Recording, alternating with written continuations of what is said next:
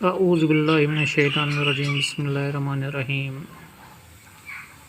پیارے بچوں، ہمارا جو آج کا موضوع ہے وہ ہے ہمسایہ۔ کل ہم نے پڑھا کہ گوتم اپنے ایک اور ہمسایہ علی محمد کے پاس گیا۔ وہ ایک ڈاکٹر تھا، اس کو جگایا۔ ڈاکٹر باہر آیا، وہ گوتم کو جانتا تھا۔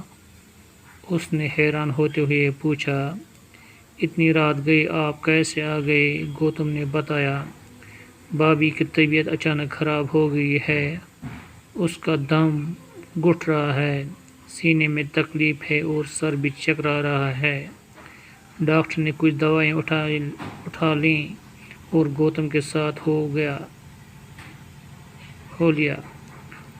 گوتم جب علی محمد کو اسلم کے ہاں لے گیا تو علی محمد نے پوچھا، یہ تو آپ کا گھر نہیں ہے؟ گوتم نے کہا، جی ہاں، یہ میرے ہمسایہ اکرم کا گھر ہے، وہ یہاں نہیں ہے، باہر گیا ہے، اسی کے گھر والی بیمار ہے۔ گوتم علی محمد کو گھر کے اندر لے گیا۔ اسلم نے ڈاکٹر علی محمد کو دیکھا تو خوش ہوا۔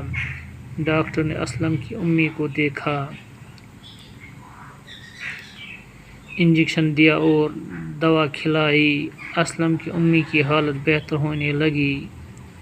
ڈاکٹر نے کہا، بابی اب گھبرانے کی کوئی بات نہیں ہے، لیکن کل آپ ہسپتال آ کے خود کا چیک اپ ضرور کرائیں۔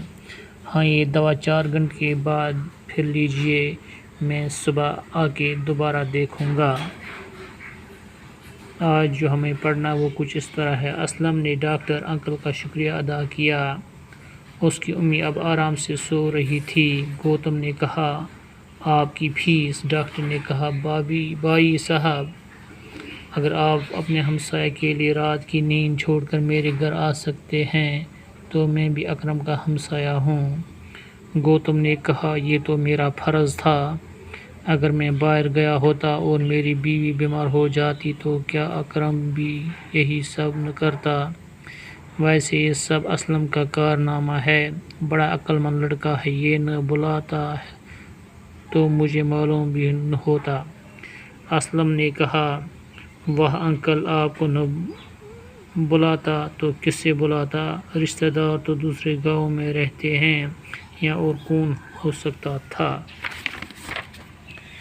گوتم، شاباش بیٹے، شاباش۔ ہمسائے اگر ایک دوسرے کے کام نہ آئیں تو پڑوس میں رہنے کا کیا فائدہ؟ اب تو امی کو آرام کرنے دو، 4 گھنٹے کے بعد ان کو دوائی کھلانا مت بھولنا۔ میں ڈاکٹر صاحب کو چھوڑ کر آتا ہوں۔ اسلم اس کے ساتھ دروازے تک آیا اور اس نے ان کا شکریہ ادا کر کے انہیں سلام کیا اور وہ پھر دروازہ بند کر کے اندر چلا آیا۔ باقی وسلام۔